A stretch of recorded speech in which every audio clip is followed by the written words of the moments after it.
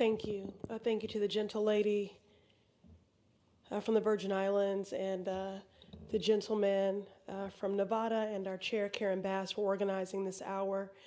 What an honor and a privilege to spend my early months as a freshman member of Congress in close proximity to a titan for justice and a force for good.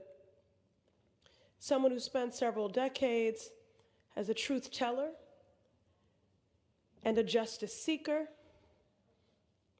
who in his role as chair of the Committee on Oversight and Government Reform knew that the best disinfectant is sunlight, and he shone a light on every injustice. He was a patriot, tireless in his efforts to preserve our democracy, and a statesman of unwavering conviction. He challenged each of us to appeal to our better angels, to be decent, to be fair, to comport ourselves with the reverence and dignity this institution demands and our country deserves. He was consistent and did that even in the face of great physical fatigue, and some days perhaps even a weary spirit, in the face of injustice and indignities. He often reminded us that it was our charge on the Committee of Oversight and Government and Reform to be an efficient and effective pursuit of the truth. His body has transitioned, but his instructive words ring resounding and true. He was a selfless servant leader until the end.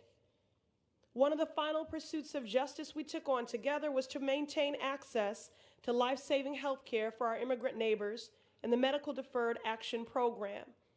His staffer, Anthony, drove through the night to Baltimore so the chairman could sign subpoenas, advancing our fight together. Truly in life, all you have is your name and your word.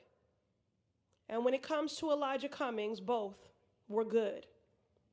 Until the very end, the chairman would stop my staff and I in the hallways and he'd say, "Are you keeping up the fight?" He knew the fight was greater than one man or one mission or one legislative act. The pursuit of justice is not a box you simply check. So we continue in that pursuit, following in the footsteps of a giant. No one can fill your shoes, but we will pick up the torch and press forward with your moral clarity as our roadmap and your vision as our charge. We will keep up the fight. To my forever chairman, Elijah Cummings, rest in power.